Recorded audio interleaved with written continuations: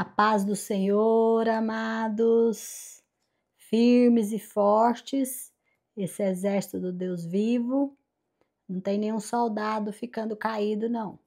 Se tiver algum soldado fraquejando, vamos pegar na mão dele e ajudá-lo a caminhar firme e forte. Os nossos soldados, o nosso exército, que o Senhor Jesus está à frente. Eu creio que Jesus está muito feliz conosco. Ele deve olhar para nós e sorrir com muita alegria e ficar contente com a nossa luta, nossa batalha, o nosso sacrifício. Muitas vezes nós temos que deixar os nossos afazeres para a gente conseguir terminar o propósito. Não é fácil mesmo. Tempo de guerra, tempo de batalha não é fácil. Nós temos que priorizar determinadas coisas para que tudo dê certo. Às vezes, nós precisamos levantar mais cedo para conseguir. Eu, por exemplo, estou levantando às 4 horas da manhã para dar conta. E em nome do Senhor Jesus, eu estou vencendo. E se eu estou vencendo, você vence também. Amém? Porque nós estamos juntos, nós somos um em Cristo Jesus. Então, hoje eu quero te encorajar a continuar firme, a permanecer inabalável e a receber do Senhor. E eu quero também agradecer a todos que estão lá na nossa comunidade compartilhando seus testemunhos. E eu quero pedir para quem tiver disponibilidade que deixe nos áudios ali no YouTube, que vá lá e deixe os seus comentários, os seus testemunhos, porque aquilo ali vai ficar gravado para pessoas que ainda vão fazer. E o seu testemunho pode incentivar alguém que está desanimado a fazer, a se levantar e a reagir. Amém? Então eu quero te incentivar a fazer isso. Vai lá nos comentários desse vídeo e já comenta, já convida pessoas para fazer. Já vamos nós, como soldados do Senhor, resgatar mais pessoas em nome de Jesus. Amém? Então vamos à leitura do dia 5. Enxergando a vida do ponto de vista de Deus. Que é a sua vida? Tiago, capítulo 4, versículo 14, parte B. Nós não vemos as coisas como são, mas como nós somos. Anaís Nin. Sua vida é formada como você a enxerga. Como você define a sua vida, determina o seu destino. A perspectiva irá influenciar a maneira pela qual você investe o tempo, gasta o dinheiro, usa os talentos e valoriza os relacionamentos. Uma das melhores maneiras de compreender as pessoas é perguntando-lhes como você vê a vida. Dessa forma, descobrirá que existem tantas respostas diferentes quanto existem pessoas. Já me disseram que a vida é um circo, um campo minado, uma montanha russa, um quebra-cabeça, uma sinfonia, uma jornada e uma dança. As pessoas dizem, a vida é um carrossel. Às vezes você está em cima, às vezes está embaixo e algumas vezes você fica apenas dando voltas. Ou a vida é uma bicicleta de 10 marchas, com engrenagens que nunca usamos. Ou a vida é um jogo de cartas, você tem de jogar com o que tem na mão. Se eu perguntasse como você imagina a vida, que imagem lhe viria à mente? Essa imagem é sua metáfora de vida. É assim que você a enxerga, consciente ou inconscientemente. É sua descrição de como funciona a vida e o que você espera dela. As pessoas frequentemente expressam suas metáforas da vida por meio de roupas, joias, carros, penteados, adesivos e até mesmo tatuagens. Essa metáfora secreta da vida influencia a sua vida mais do que você pode perceber. Ela determina esperanças, valores, relacionamentos, metas e prioridades. Por exemplo, se você pensa que a vida é uma festa, seu principal valor será se divertir. Se você vê a vida como uma corrida, certamente valorizará a velocidade e provavelmente viverá apressado a maior parte do tempo. Se você vê a vida como uma maratona, valorizará a resistência. Se você vê a vida como uma batalha ou um jogo, vencer será muito importante para você. Qual sua visão da vida? Você pode estar fundamentando a vida numa metáfora defeituosa. Para cumprir os propósitos para os quais Deus o criou, será necessário desafiar a sabedoria popular e substituí-la por metáforas bíblicas da vida. A Bíblia diz: não vivam como vivem as pessoas deste mundo, mas deixem que Deus os transforme por meio de uma completa mudança da mente de vocês. Assim vocês conhecerão a vontade de Deus. Romanos 12, 2. A Bíblia oferece 3 metáforas que nos ensinam a visão que Deus tem da vida. A vida é um teste, é uma incumbência de confiança e é uma atribuição temporária. Essas ideias são os fundamentos da vida dirigida por propósito. Estudaremos os 2 primeiros neste capítulo e o terceiro no próximo. Então, gente, nós vamos estudar nesse capítulo que a vida é um teste e que a vida é uma incumbência de confiança. E a atribuição temporária a gente vai estudar no próximo, tá bom? Continuando a leitura.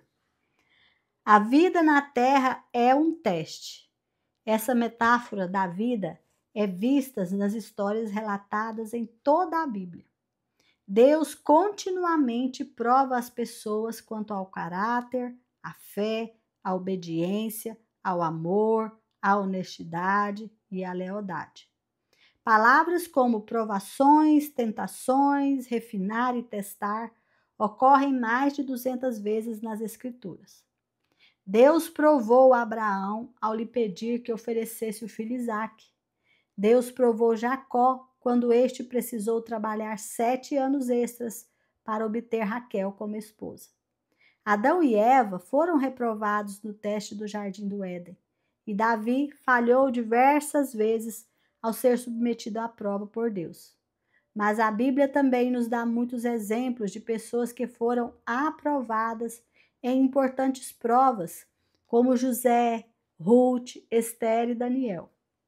Os testes tanto desenvolvem quanto manifestam o caráter da pessoa.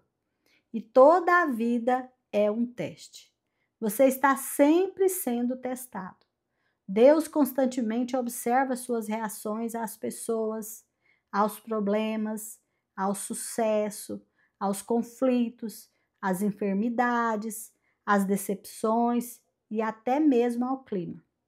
Ele até observava a mais simples ação, como quando você abre uma porta para alguém, pega o lixo que foi jogado no chão, ou quando é educado com um balconista ou uma garçonete. Ele sempre observa. No deserto, a nação... isso aqui é algo que eu anotei aqui que eu quero falar para vocês.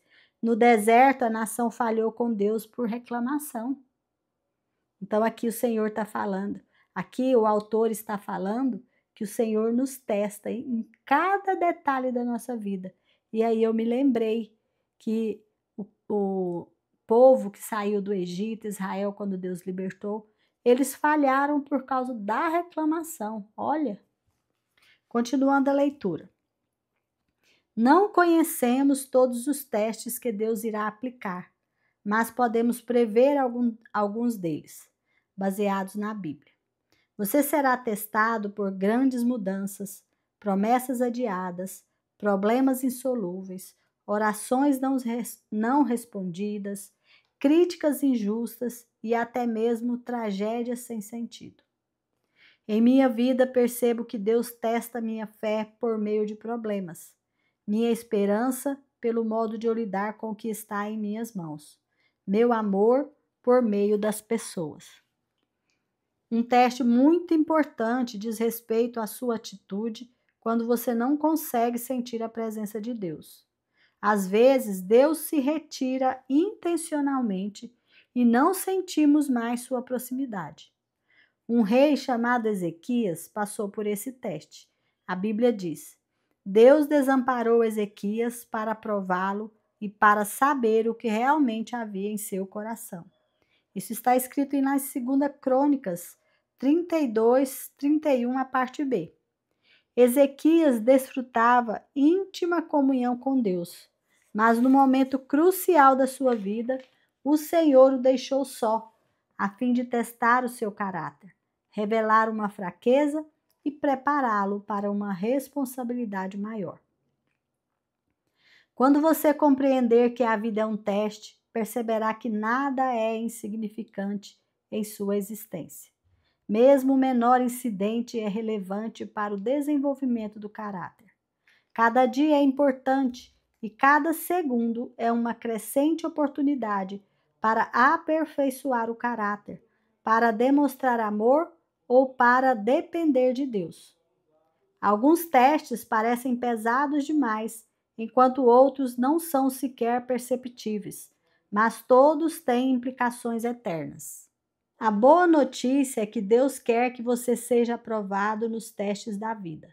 Por isso, jamais permitirá que você enfrente testes maiores que a graça que Ele concedeu para lidar com eles. A Bíblia diz: Deus cumpre a sua promessa e não deixará que vocês sofram tentações que vocês não têm força para suportar.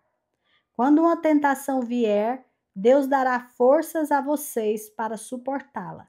E assim, vocês poderão sair dela. 1 Coríntios 10, 13.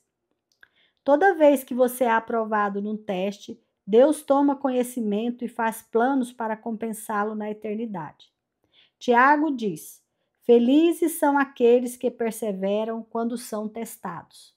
Depois de serem aprovados, receberão a coroa da vida que Deus prometeu aos que o amam. Tiago 1,12.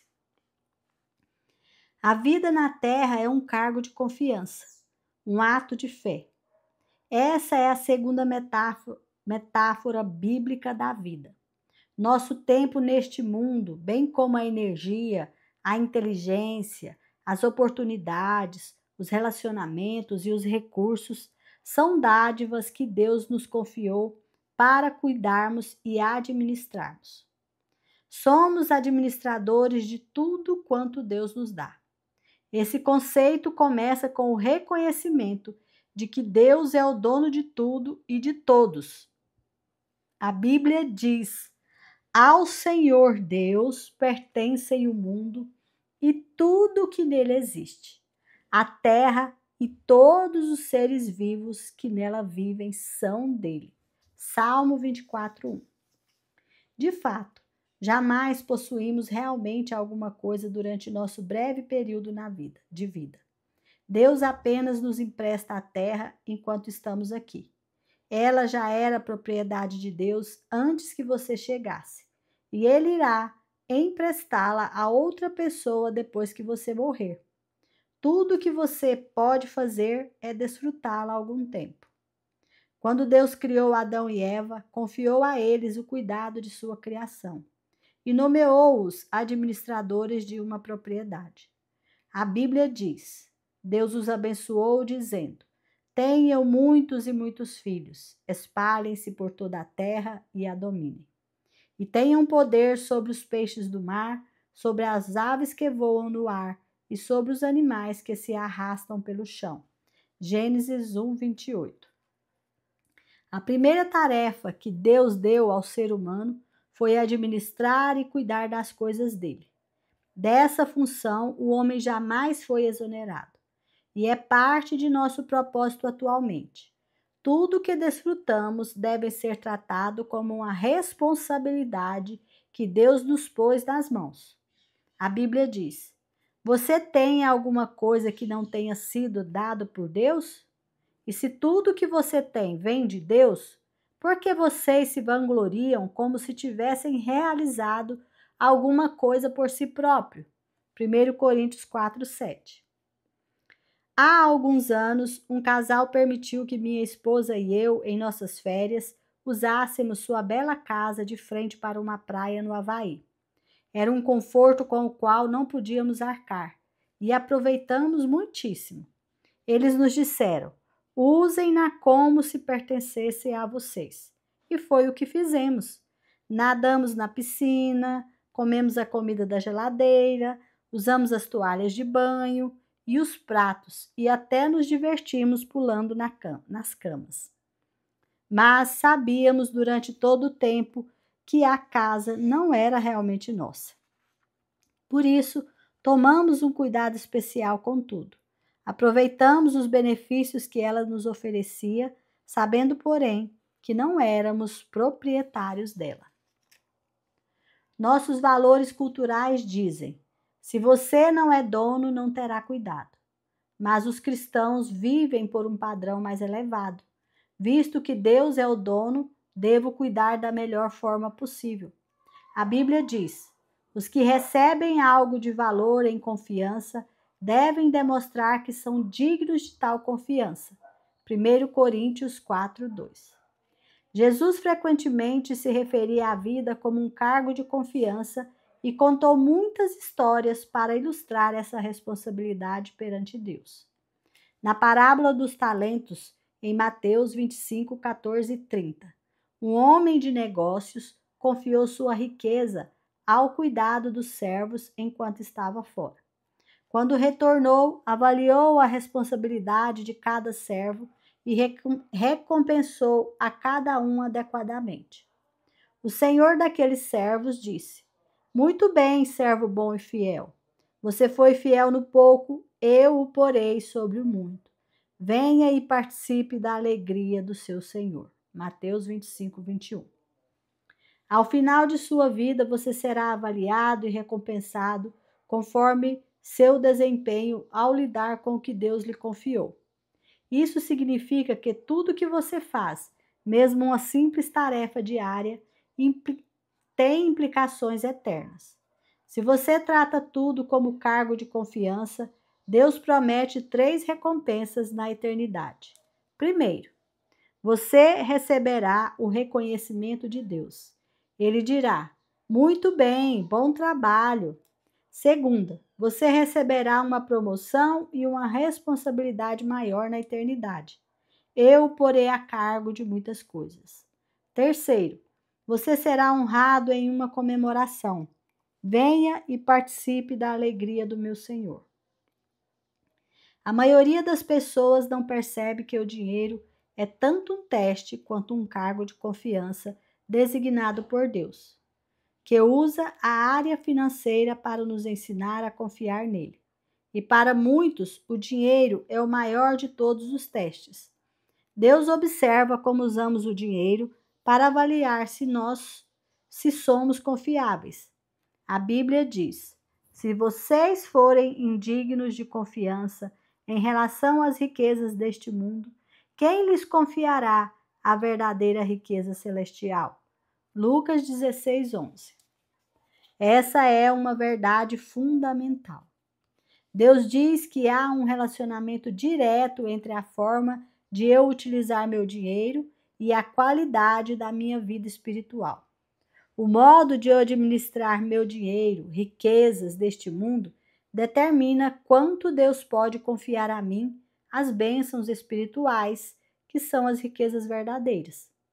Deixe-me perguntar: a forma de você administrar seu dinheiro está impedindo Deus de fazer mais em sua vida? Podem ser confiadas a você as riquezas espirituais? Jesus disse: a quem muito foi dado, muito será exigido, e a quem muito foi confiado, muito mais será pedido. Lucas 12, 48. A vida é um teste e um cargo de confiança. E quanto mais Deus lhe dá, mais responsável Ele espera que você seja. Amém? Agora eu vou ler aqui pensando sobre o meu propósito de vida, mas essa parte aqui irá ser usada nos exercícios depois da ministração. Amém? Aqui diz o seguinte: tema para reflexão: a vida é um teste e um cargo de confiança. Versículo para memorizar. Quem é fiel nas coisas pequenas também será nas grandes. Lucas 16:10. Pergunta para meditar. O que me aconteceu recentemente que agora percebo ter sido um teste de Deus? Quais as tarefas mais importantes que Deus me confiou? Amém? Então, completamos aqui a leitura do dia 5 e já vamos passar para a ministração.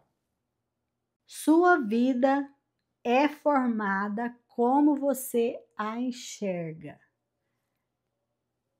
De que ponto de vista, ângulo, perspectiva você tem olhado sua vida? Você se vê como uma pessoa amada ou você se vê como uma pessoa rejeitada?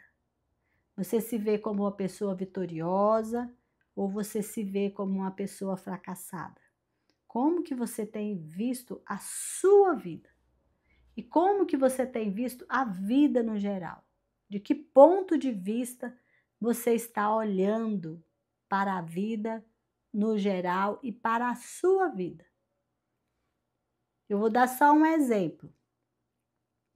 A pessoa que se sente rejeitada, na maioria das vezes ela não foi rejeitada, mas como ela se sente rejeitada, para ela é uma pessoa rejeitada. Então, hoje, nós vamos falar sobre essas questões, sobre o ponto de vista, o ângulo, a perspectiva de que eu estou olhando para a minha vida. Porque é dessa forma que a minha vida acaba acontecendo. Porque isso vai gerar em mim palavras, por exemplo, palavras de rejeição, palavras de depressão, palavras de doença. Porque é a forma com que eu estou vendo a vida. E isso, na maioria absoluta das vezes, são enganos que o diabo lança na nossa mente para nos deixar prisioneiros do mal. E a gente vive uma vida inteira de sofrimento sem necessidade. Então, o que é um ponto de vista? O ponto de vista é a forma como você vê, como você analisa, como você compreende algo. É a maneira que você interpreta uma situação, uma ideia ou um acontecimento. Então, o mundo tem um ponto de vista e Deus tem outro ponto de vista. Qual ponto de vista que você está escolhendo para você? É o ponto de vista do mundo ou é o ponto de vista de Deus, aquele que está na Bíblia? Por exemplo, Deus fala que te ama. Mas o mundo fala que para a gente ser amado, a gente tem que ser perfeito, tem que estar com tudo perfeito, fazer tudo perfeito. Aí eu sou amado, eu tenho que ser rico e milionário. E Deus não fala isso.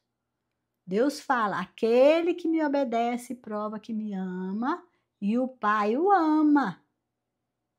Então, aqueles que andam no caminho do Senhor são amados pelo Senhor. E Deus provou o amor dele enviando Jesus antes mesmo de nós nos arrependermos. Porque ele nos amou primeiro. Então a perspectiva do Senhor para nós é diferente da perspectiva que o mundo tem para nós. Por isso nós precisamos aprender a olhar a vida com a perspectiva de Deus. Por exemplo, o mundo, ele costuma usar muitas metáforas para tentar dar sentido à vida. Geralmente, as metáforas do mundo, elas têm um sentido de vista, do ponto de vista cultural, é a cultura que determina, é a filosofia que determina, é o humanismo que determina. Então, ali a cultura determina que para você ser bonito, você tem que usar esse ano o amarelo, porque senão não é bonito. Aí esse ano você tem que estar de determinado carro que é bom, é determinado tipo de casa. Então a pessoa vive presa a pontos de vista dos outros, que muita e na maioria absoluta das vezes não tem nada a ver com a nossa vida. O mundo costuma dizer assim que a vida é uma viagem, que o importante é o caminho, não o destino. Pregam em irresponsabilidade. Por exemplo, o importante é você ser feliz. Ah, se o seu marido falou alguma coisa que te ofendeu, manda embora, arruma outro. Ele não está te valorizando o suficiente. O mundo prega que você deve viver para satisfazer os seus desejos. Que você está aqui é uma viagem passageira, esse tempo você tem que aproveitar ao máximo. Então, é um sentimento egocêntrico que é compartilhado culturalmente. O mundo diz também: a vida é um jogo. Você precisa saber jogar para vencer. Instiga em nós um sentido de competição, de competitividade. Você tem que fazer cada vez mais e você nunca faz o suficiente para agradar. E isso acaba conosco, esgota, nos desanima, porque sempre, gente, vai haver alguém melhor e alguém pior. Sempre vai haver alguém mais inteligente, menos inteligente. Sempre vai haver alguém mais rico, menos rico. Então, sempre existem aqueles que nos amam e aqueles que nos detestam. Nós não podemos viver no espírito de competição. Jesus fala exatamente o contrário. Ajudem uns aos outros. Amem uns aos outros.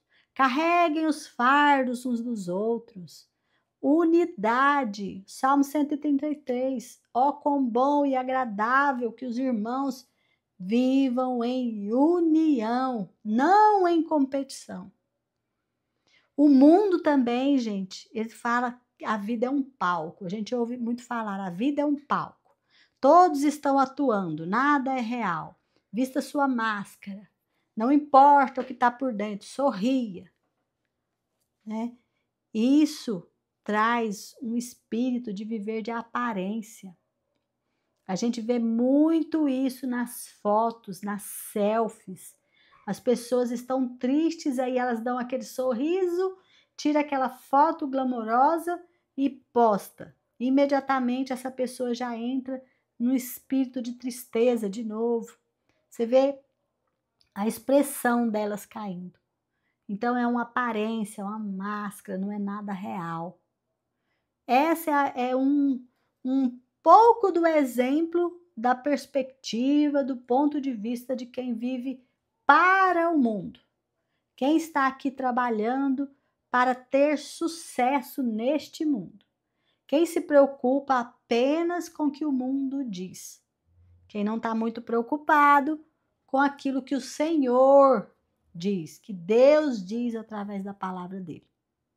O autor do livro, Rick Warren, ele usa aqui 3 metáforas para descrever o ponto de vista bíblico sobre a nossa vida na Terra. E nós vamos estudar aqui nesse capítulo 2 dessas metáforas. Eu achei muito bom esse capítulo de hoje.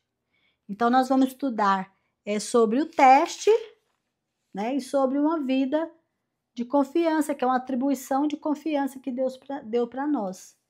E a atribuição temporária nós vamos estudar no próximo capítulo. Então, a vida é um teste. Deus examina a nossa fé, caráter e fidelidade ao longo da vida. Lá em Deuteronômio 8:2 diz: o seu Deus pôs à prova. Então, Deus ele nos põe à prova, ele nos testa. Então, a nossa vida é um teste. Nós vamos falar sobre isso hoje. E a nossa vida é uma atribuição de confiança. O Senhor dá-nos para nós um cargo de confiança. Ele confia algo para nós cuidarmos.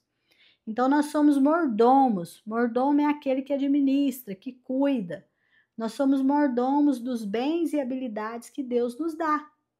Deus nos dá habilidades, Deus nos dá condição financeira, Deus nos dá bens para que nós cuidemos e, através disso, nós possamos abençoar a vida de outros.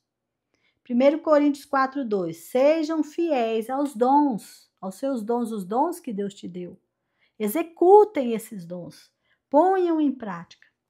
E uma atribuição temporária, que é o que a gente vai estudar no próximo dia, Este mundo não é a nossa pátria, estamos de passagem. Filipenses 3:20, somos cidadãos do céu. Essa parte nós vamos ver amanhã, amém?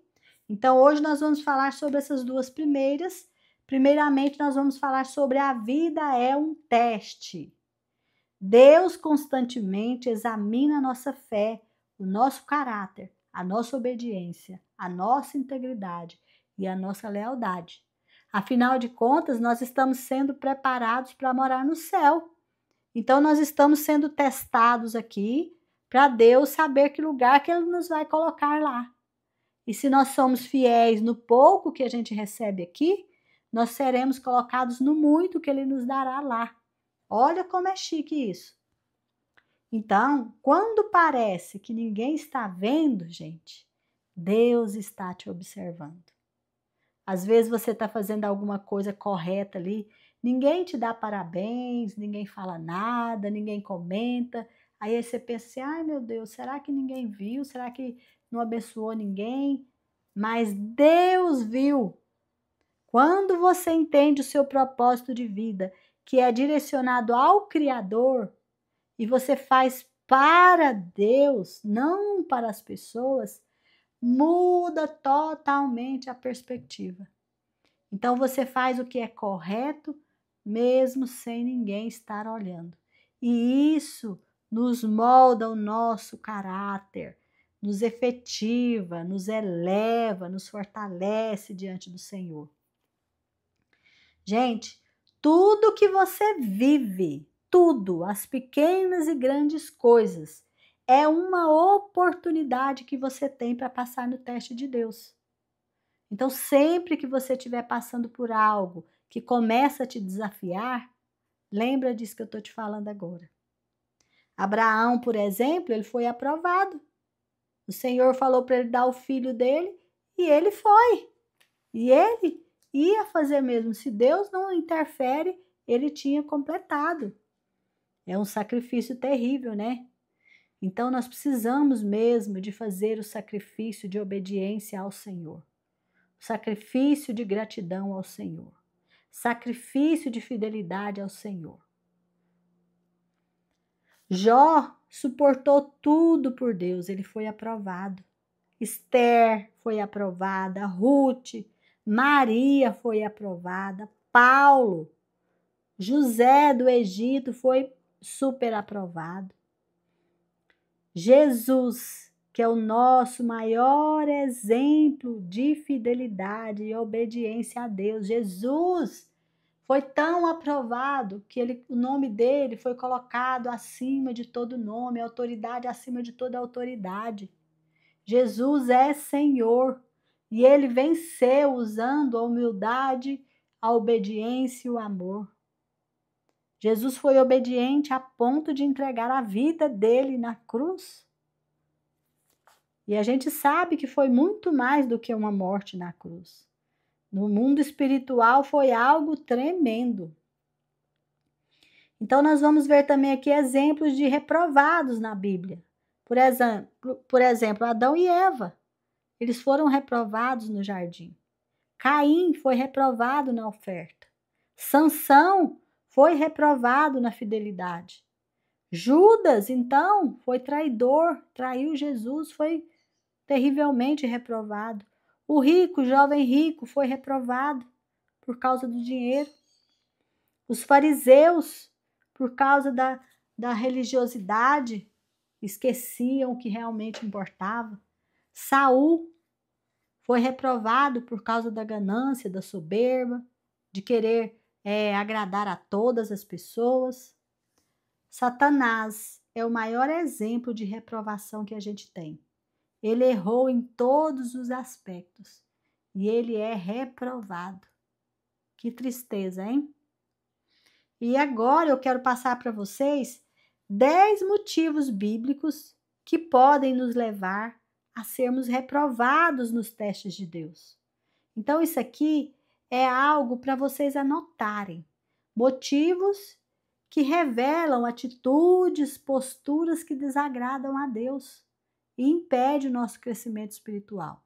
Eu vou dar 10 exemplos rapidinho para vocês E eu ainda quero, quem sabe, Deus abençoar mais para frente, a gente aprofundar nisso aqui, porque isso aqui é muito importante.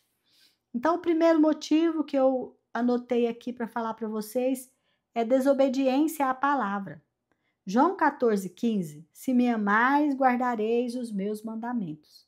A reprovação vem quando se conhece a vontade de Deus, mas se decide ignorá-la. Então, quando você desobedece à vontade de Deus, à palavra de Deus, você é reprovado. Outro princípio que nos joga na reprovação: murmuração e ingratidão. 1 Coríntios 10:10. Nem murmureis como alguns deles murmuraram e foram destruídos.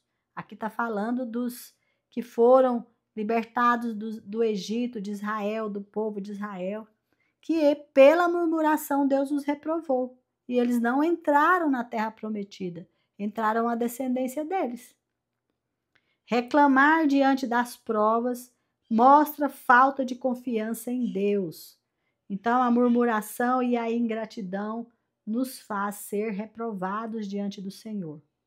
A falta de fé, Hebreus 11:6.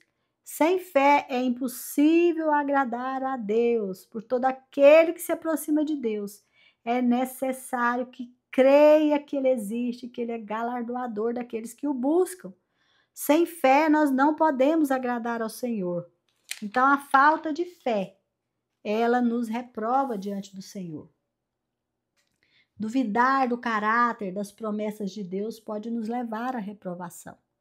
Então, a falta de fé é o quê? É a dúvida. 4. Orgulho e autossuficiência. Tiago 4:6. Deus resiste aos soberbos, mas dá graça aos humildes. Aquele que confia mais em si do que em Deus se afasta da dependência espiritual. Então, Deus, ele rejeita o orgulhoso, o autossuficiente, aquele que não depende dele, aquele que acha que consegue tudo sozinho.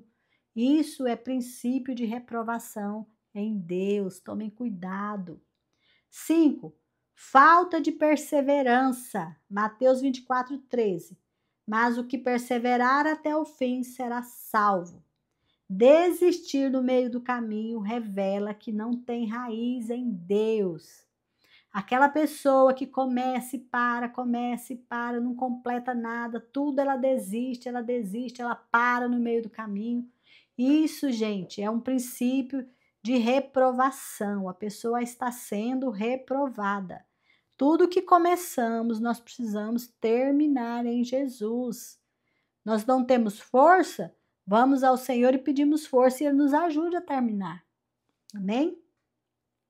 6. Coração endurecido. Hebreus 3:15.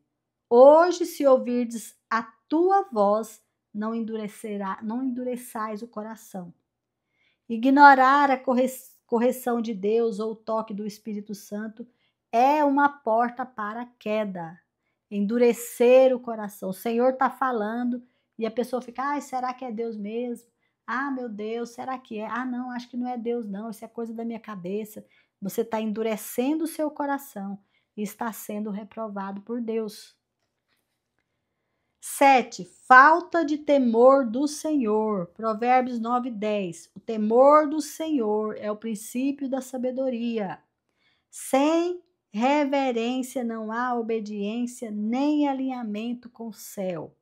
Então, se você não tem temor do Senhor, se você faz as coisas do jeito que você bem entender, à torta e à direita, não se preocupa com o que Deus quer, com o que Deus acha correto, você está desalinhado com o Senhor e é reprovado. Toma cuidado. 8. Apego às coisas deste mundo. Tiago 4:4. A amizade com o mundo é inimiga de Deus. Viver preso no material, ao ego e aos desejos carnais leva à reprovação espiritual. Então, a pessoa que está com o olho grudado neste mundo, que quer viver para satisfazer o mundo, ela não é aprovada por Deus, ela é reprovada. Então, nós precisamos tirar os olhos do mundo e colocar os olhos no Senhor. Amém? 9. Desonra a liderança e a correção. Hebreus 13:17. Obedeceis aos vossos líderes e submetei-vos a eles. Gente, a rebelião contra a correção e a autoridade espiritual resiste ao próprio Deus. Então, nós precisamos de ser o quê? Obedientes e nos submeter ao Senhor e à liderança que Ele colocou sobre nós. Amém? Aí nós seremos aprovados. Do contrário, se chama espírito de rebelião e é reprovadíssimo por Deus. 10. Hipocrisia e religiosidade vazia. Mateus 15:8. Este povo me honra com os lábios, mas o seu coração está longe de mim.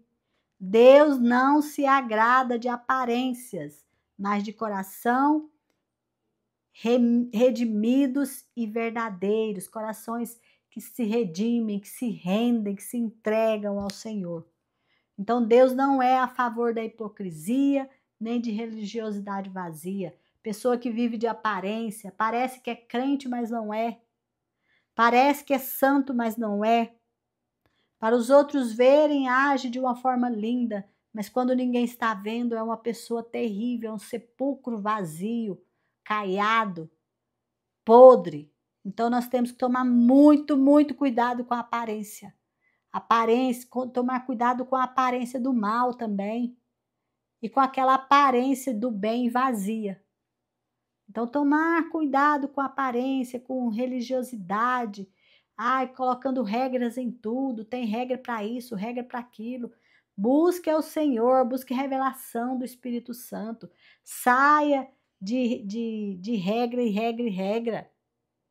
Faça de acordo com o que o Senhor está direcionando, não de acordo com o que você acha que é certo.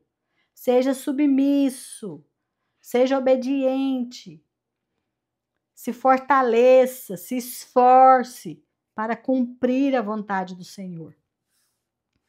Agora eu vou te dar 10 armas espirituais que te ajudam a permanecer firme e ser aprovado por Deus. Anota essas 10 armas e coloca elas em prática. Vou falar bem rapidinho, para não ficar muito estendido o áudio. Mas em nome de Jesus, nós ainda vamos fazer um estudo mais aprofundado sobre isso, porque isso aqui é muito importante. Então, as 10 armas espirituais que eu vou passar para vocês serem aprovados, a primeira arma é a armadura de Deus, que está lá em Efésios, no capítulo 6. Eu vou falar o versículo 13, que diz assim: por isso, ou seja, nossa luta não é contra pessoas. Então, por isso, peguem agora a armadura que Deus lhes dá. Assim, quando chegar o dia de enfrentarem as forças do mal, vocês poderão resistir os ataques do inimigo e depois de lutarem até o fim, vocês continuarão firmes sem recuar. Vocês continuarão inabaláveis. Então, a armadura de Deus é a salvação, é a justiça, é a verdade, é o evangelho, é a fé, é a Bíblia. Essas armas, Senhor, quem a usa, senhores? Quem usa essas armas, a arma da salvação, da justiça, da verdade, do evangelho, da fé e a Bíblia, contra isso aí não há lei. Quem usa isso todos os dias na sua vida é vencedor. Já venceu o mal e permanece inabalável. Amém? A segunda arma é a oração. Oração constante, espírito de oração, se manter em oração. 1 Tessalonicenses 5,17. Orai sem cessar. A oração nos conecta com Deus, nos fortalece, nos traz sensibilidade à condução do Senhor. Então, o crente tem que orar sem cessar. Mir, mas eu não dou conta de orar sem cessar. Isso é estar em espírito de oração, estar vigilante. Tudo você coloca na presença do Senhor. Não toma decisão sem antes colocar na presença do Senhor. Não vive de forma precipitada, mas é uma pessoa centrada, uma pessoa direcionada pelo Espírito Santo, porque vive em espírito de oração.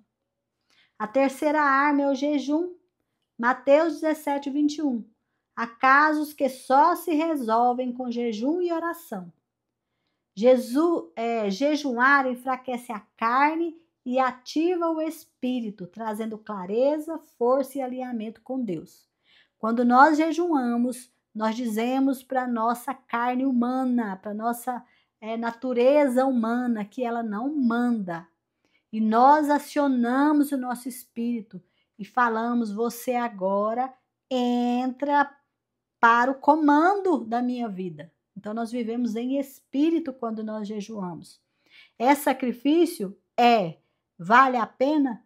Vale. Se você quer crescer em Deus, se você quer se fortalecer na força do poder de Deus, você jejuma. Se você quer enfrentar o mal e vencer, você jejuma. Amém? Eu quero parabenizar aqueles que estão firmes no jejum, no nosso propósito. Parabéns! Eu sei que não é fácil, não é mesmo, mas é possível. E temos até aqueles que estão jejuando a mais. Parabéns, parabéns, parabéns. Quarta arma.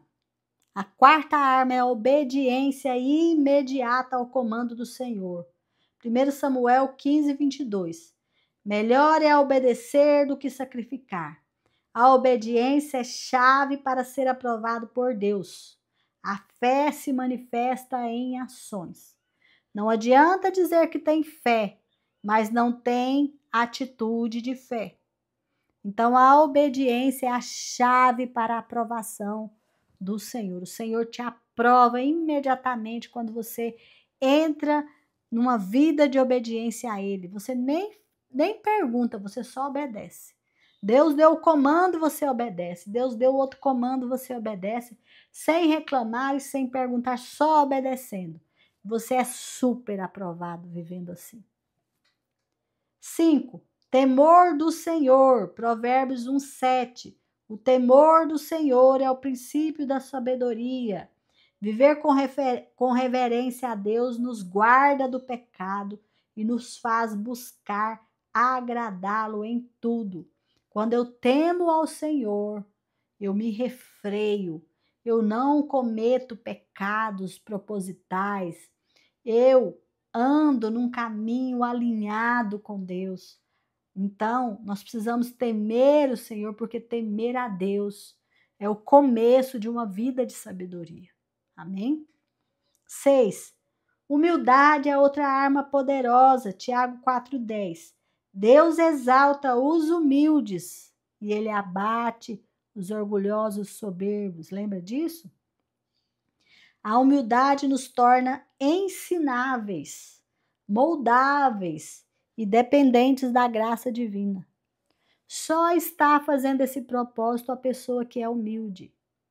Se você é humilde, se você está sendo ensinado, se você está recebendo o ensinamento, você está provando que é humilde. Você está trabalhando para se tornar como Jesus, manso e humilde de coração.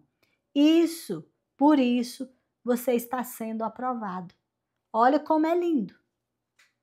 7. Confiança nas promessas. Hebreus 10, 23. Fiel é o que prometeu. Então, nós precisamos ser confiantes na promessa de Deus. Em meio ao teste, nós precisamos lembrar das promessas de Deus. Elas nos mantêm firmes sem retroceder. Quando nós confiamos na promessa de Deus, nós não olhamos para a tempestade, mas nós andamos a passos largos e firmes em direção à nossa vitória. Amém? E nós somos aprovados. 8. Discernimento espiritual. 1 Coríntios 2,15. O homem espiritual discerne todas as coisas. Discernimento nos permite identificar o que é prova, o que é tentação ou engano, e agir com sabedoria. Então, nós precisamos buscar discernimento de Deus, porque só o Espírito Santo pode nos dar essa arma. Então, nós precisamos pedir essa arma ao Senhor. 9. Comunhão com o corpo de Cristo. Provérbios 27, 17. Assim como o ferro afia o ferro, o homem afia o seu companheiro. Comunhão com os irmãos em fé traz apoio, correção, ânimo e proteção contra o desânimo. É o que nós temos sentido na nossa comunidade, essa comunhão, e isso nos aprova diante de Deus. É o nós ajudarmos uns aos outros, estarmos juntos uns dos outros. Eu sempre digo, a brasa fora do braseiro, ela se apaga. No entanto, se ela estiver no braseiro, ela queima cada vez mais. Amém? E 10. Amor verdadeiro por Deus. Romanos 8, 28. Todas as coisas cooperam para o bem daqueles que amam a Deus. Se você ama a Deus verdadeiramente, você obedece à palavra dele. Você prova para ele que o ama com a sua obediência. E todas as coisas cooperam para o seu bem. O amor por Deus nos mantém fiéis, mesmo nos testes mais difíceis. Ele é a nossa motivação. Quem ama a Deus fica motivado a continuar, porque sabe que Ele é fiel, Ele é justo, Ele é poderoso, Ele é tudo o que a gente precisa. Amém? Então essas são as armas que você pode usar para ser aprovado por Deus. Lute, batalhe e se esforce para isso. Deus quer que você seja aprovado. Para concluir sua missão com êxito, toda vez que você é aprovado em um teste de Deus, você sobe um degrau espiritual. Então, Deus quer que você seja aprovado. Deus quer que você conclua com êxito sua missão. E toda vez que Ele te aprova, Ele te eleva um degrau a mais. Oh, glórias a Deus! E o 2, a vida na terra é um cargo de confiança. Nada é realmente nosso, somos mordomos. Pense em algo que te custa caro e responda isso aqui para mim. Tem alguma coisa no mundo que você é apegado, alguma coisa material que você é muito apegado? Que você acha que precisa de mais disso para viver? Então olha para essa coisa e pensa comigo. Onde ela estará daqui 200 anos? Será que ela ainda vai existir? Será que ela ainda vai estar bonita como é agora? Então veja as prioridades no que realmente importa. Quanto mais nos é dado, mais nos é cobrado. O Senhor quer de nós responsabilidade. O Senhor quer de nós gratidão sobre tudo aquilo que Ele colocou na nossa mão. Ele quer que nós sejamos responsáveis e cuidemos. Mateus 25, 14 e 30. A gente tem ali a parábola dos empregados. Um homem rico, ele saiu para viajar e ele chamou 3 empregados. Para o primeiro ele deu 500 moedas, para o segundo ele deu 200 moedas, para o terceiro ele deu 100 moedas. Ele deu para cada um segundo a sua capacidade. Então Deus dá para mim e para você os talentos segundo a nossa capacidade. E aí o que aconteceu? Aquele primeiro que ganhou 500 moedas, ele já correu, trabalhou e já multiplicou ela por mais 500. Então virou 1.000. O segundo também correu, trabalhou, negociou e já conseguiu mais 200. Então já virou 400, eles dobraram o que tinha. Mas o terceiro pegou o talento dele e enterrou, porque ficou com medo. Então quando o dono, o proprietário, o senhor chegou, o primeiro foi o quê? Elogiado, falou, eu vou te colocar sobre muito, você foi fiel pouco. O segundo também foi elogiado, vou te colocar sobre muito, você foi fiel pouco. E o terceiro foi reprovado. Os 2 primeiros foram aprovados, o terceiro foi reprovado. Por quê? Porque pegou o talento que Deus deu e enterrou.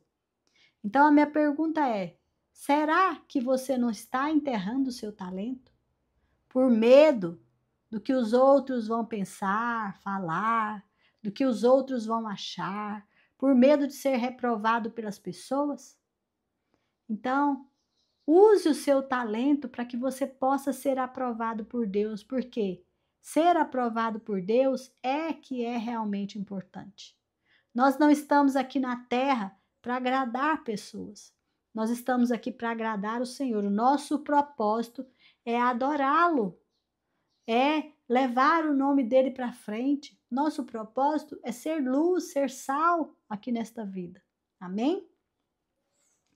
Você, quando fizer isso, colocar os seus talentos, desenvolver os seus talentos, você será recompensado pela boa mordomia que você fez. Você pegou tudo aquilo que o Senhor te deu, colocou na sua mão e multiplicou, e melhorou, e cuidou, e abençoou pessoas. E quando estiver na eternidade, você receberá o reconhecimento de Deus. Ele vai falar, muito bem, meu servo fiel, muito bem. Ele vai receber, você vai receber uma promoção e você vai receber uma responsabilidade lá no céu. Você vai junto com o Senhor Jesus. Imagina, você vai ter uma função lá no céu e é algo que vai ser muito agradável. O Senhor vai falar para você, eu te colocarei no muito. Você foi fiel no pouco, vou te colocar no muito. E você também será honrada em uma comemoração. O Senhor vai te chamar e vai falar, venha e participe da alegria do Senhor. Você entrará para o banquete celestial. Vale a pena, gente. Vale a pena multiplicar os nossos talentos. Pegar tudo aquilo que o Senhor nos deu. Amar tudo que o Senhor nos deu. Ser grato pela vida que o Senhor nos deu. A casa que o Senhor me colocou. A família que o Senhor me colocou. Os meus móveis. O carro que Deus me deu, o emprego que Deus me deu. Quando eu valorizo isso, quando eu vejo que o Senhor me colocou nessa posição e que eu tenho uma função, um papel nessa posição, a minha atitude muda, o meu ponto de vista muda, eu passo a ver com o ponto de vista de Deus e não com o ponto de vista do mundo, porque o ponto de vista do mundo nada satisfaz. Eu vivo morrendo de trabalhar e não consigo satisfazer.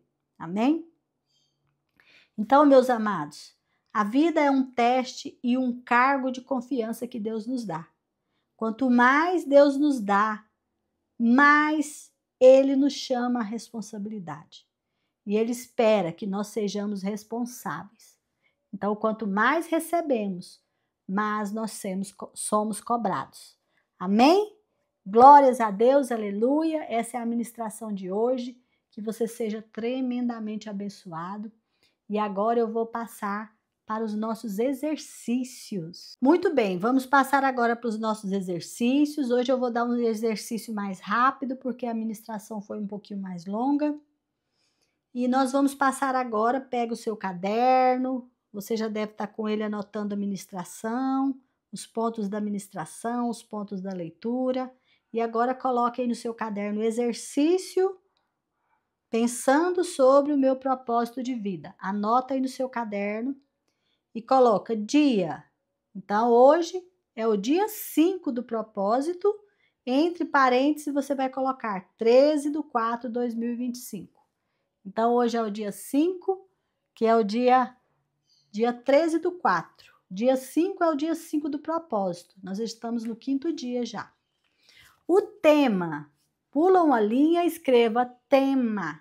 O tema é o seguinte: a vida é um teste e um cargo de confiança. Esse tema é um tema para você refletir sobre ele. Nós falamos hoje que a vida é um teste e um cargo de confiança. É o tema de hoje, do dia 5. O nosso versículo-chave é o versículo para decorar, que está lá no livro. Eu escrevo aqui na versão da minha Bíblia. Eu não pego aquele que está escrito lá naquela versão. Eu pego na versão da minha Bíblia. Mas é a mesma coisa. E eu costumo colocar completo. Geralmente o autor põe ele... ele faz uma diminuição lá dele, uma personalização dele, e eu costumo colocar completo, tá bem? Então, Lucas 16:10, que diz assim: quem é fiel nas coisas pequenas, também será nas grandes. E quem é desonesto nas coisas pequenas, também será nas grandes. E o versículo de hoje é só para você meditar, não precisa decorar. Amém? O nosso decreto de hoje, anota aí o nosso decreto de hoje, relacionado com o que a gente estudou relacionado com o nosso versículo de versículo-chave. O decreto é o seguinte, decrete aí. Eu escolho ser fiel hoje para ser aprovada por Deus. Então, se você for homem, você vai dizer, eu escolho ser fiel hoje para ser aprovado por Deus. Eu, como sou mulher, vou dizer, eu escolho ser fiel hoje para ser aprovada por Deus. Então, decrete, eu escolho ser fiel hoje para ser aprovada por Deus. Escreva esse decreto no seu caderno, escreva num papel, cole perto de você, coloque no seu celular e passe esse dia de hoje decretando. Sempre que vier um pensamento mal na sua cabeça, decrete. Fala o versículo e faz o decreto. Você vai ver que arma poderosa contra o mal, para destruir o mal, é essa arma espiritual que eu estou te passando aqui agora. A pergunta para meditar. O que me aconteceu recentemente que agora percebo ter sido um teste de Deus? Quais as tarefas mais importantes que Deus me confiou? Muito bem, eu agora passo um exercício para te ajudar a responder essa pergunta. Então, você vai fazer este exercício aqui, que eu dei o nome dele de Olhando para Trás com Olhos da Fé. O objetivo desse exercício é você identificar situações recentes que Deus usou para fazer alguns testes com você e você conseguir responder aquela pergunta, tá bem? Lá em Deuteronômio 8:2, lembra-te de todo o caminho pelo qual o Senhor teu Deus te guiou. Por isso nós estamos fazendo esse exercício, para lembrar. Então você vai fazer o seguinte, você vai anotar 3 situações difíceis, inesperadas ou desafiadoras que te aconteceram nos últimos meses. Pensa aí, 3 coisas que foram difíceis ou desafiadoras ou inesperadas que aconteceram esses últimos meses na sua vida. Para cada situação dessa, você vai responder: como eu reagi? Eu reagi com fé, com medo, com murmuração, com pressa ou com obediência? Como que você reagiu a cada uma dessa situação? E você vai responder também para cada uma dessa situação. O que Deus queria tratar ou me revelar com essa situação? E você vai responder também, o que aprendi com tudo isso?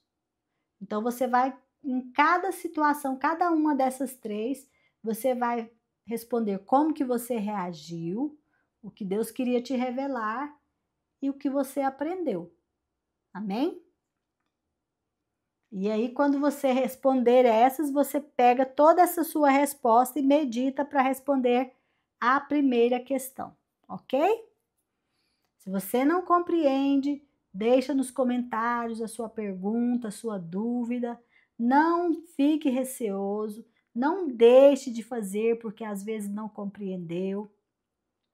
Tenha liberdade de ouvir o áudio novamente.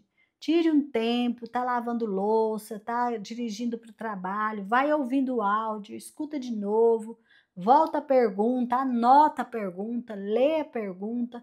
É o seu tempo de devocional com Deus, é o seu tempo de busca, é o seu tempo de crescimento espiritual. Exige sacrifício, exige trabalho e exige dedicação. Amém? Então vamos lá. O que vou fazer hoje? É o próximo item. Você escreve aí, o que eu vou fazer hoje? E eu vou te dar umas sugestões aqui para você responder a isso. Ou seja, como que você vai praticar o que você aprendeu hoje? Esse o que vou fazer hoje é uma parte que a gente coloca como que a gente pratica tudo aquilo que nos foi ensinado hoje. Porque o Senhor fala para nós que nós devemos aprender com Ele e praticar o que nós aprendemos, não é isso? Então, eu coloquei aqui. Hoje, você pode praticar a vigilância de pensamento. O que é isso, Meir? Praticar a vigilância de pensamento? Durante todo o dia, você vai ficar atento. Quando surgir a impaciência, a ansiedade, a frustração, desânimo, medo, essas coisas, você vai perguntar a si mesmo: será que isso é um teste? Aí você vai falar com Deus. Você vai falar: Senhor, me ajude a responder isso como alguém que é aprovado. Senhor, me ajude a responder esse teste com resposta de aprovação que aprova o Senhor. Deu uma crise de ira, alguma raiva, algum nervoso. Respira fundo e ora ao Senhor para que você vença aquele momento. Será só um momento. Quando você vencer, aquilo vai passar. Outra sugestão: haja com consciência de teste. O que é agir com consciência de teste? É lembrar-se que Deus está te sondando.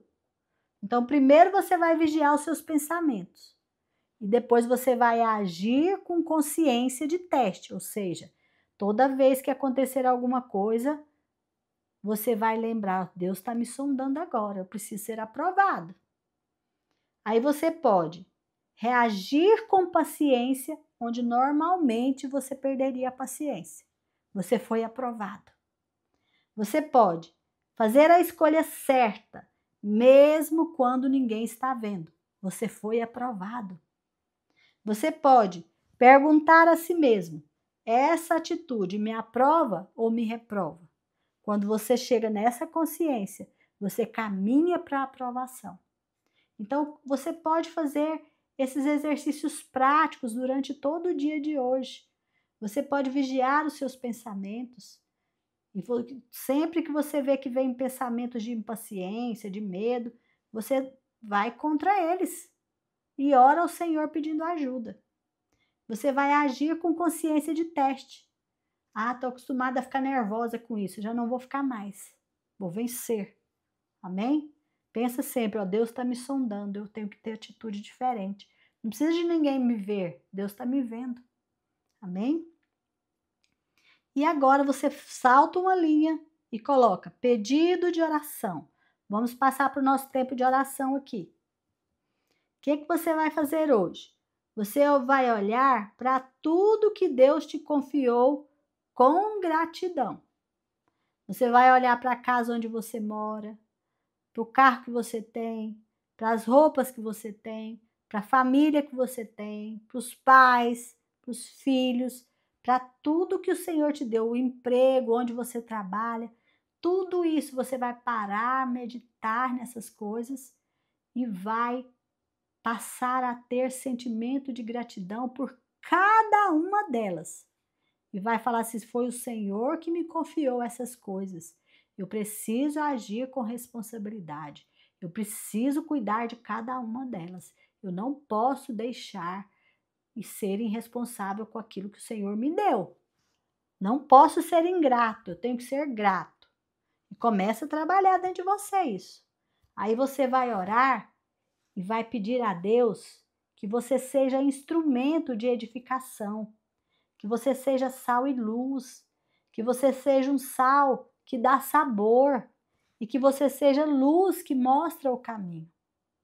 Você vai orar e pedir ao Senhor que te revele quais as áreas da sua vida estão sob teste. E o que o Espírito de Deus, você vai pedir para que o Espírito de Deus te encha de poder para você vencer, para você ser aprovado ou aprovada. Amém? Essa é a sua oração de hoje. Você vai orar por cada uma dessas partes que o Senhor está te mostrando.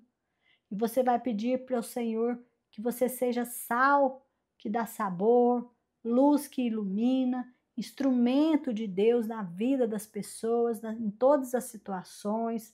Que o Senhor te encha do Espírito Santo e te revele quais áreas da sua vida estão em teste. Amém? Terminou essa parte, você passa para a parte do agradecimento. Agradeça a Deus por Ele te sondar. Agradeça a Deus por Ele estar te preparando para a eternidade, porque senão você não estaria aqui conosco. Você chegou até aqui é porque o Senhor está te preparando para a eternidade. Creia nisso. Ele te quer junto com Ele. Seja grata por isso. E aí você adora, adora e adora. Amém? Você completou todo esse trabalho, você ouviu os áudios, você se esforçou, você anotou, você respondeu o que tinha que responder, você praticou o que tinha que praticar, você venceu esse dia. Aí você vai lá no xizinho do calendário e marca ele lá neste dia. Amém?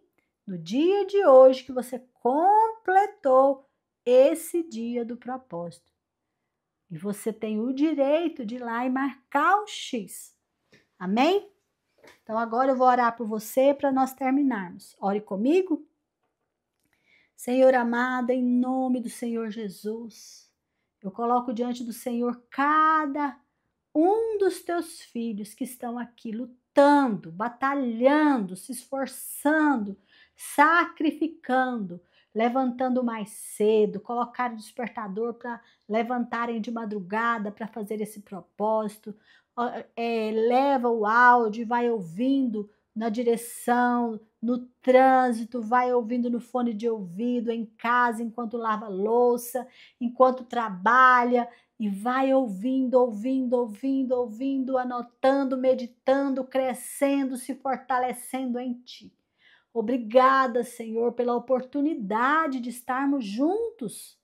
Nós somos unidade, nós somos um bloco, nós somos um exército do Senhor que está entrando pelo mundo espiritual e quebrando todas as cadeias do mal nas nossas vidas através da força e do poder do Senhor que está operando em nós, que está nos fortalecendo, nos edificando, nos ajudando a caminharmos juntos como um bloco poderoso de Deus, como exército do Deus vivo. Senhor, muito obrigado por cada vida, por cada um que me acompanha. Senhor, obrigado por cada um que ora por mim, que intercede pela minha equipe, que coloca sobre nós a cobertura de oração. Senhor, neste momento também eu quero cobri-los a cada um. Cada pessoa, cada esposa, cada esposo, cada filho, cada criança também, cada pessoa de idade, cada jovem, cada adulto, temos pessoas de todas as idades, Senhor, lutando nesse exército, batalhando nesse exército, Senhor, e que eles possam ouvir de Ti que a vitória é certa, que não há derrota para aqueles que andam e que agradam o Senhor, aqueles que andam em temor, aqueles que andam em obediência, aqueles que se sujeitam a Ti e resistem ao diabo. Oh, glórias a Deus, aleluias, a vitória é certa e a vitória já está garantida para cada um, daqueles que se esforçam, daqueles que temem a Deus e daqueles que não veem a hora de chegar e que vão com força, com coragem e com determinação rumo à vitória certa. Glórias a Deus, aleluias. Seja abençoado, que o amor de Deus, que a graça de Jesus e que a presença do Espírito Santo esteja com você, em nome do Senhor Jesus. Amém, amém e amém. Glórias a Deus.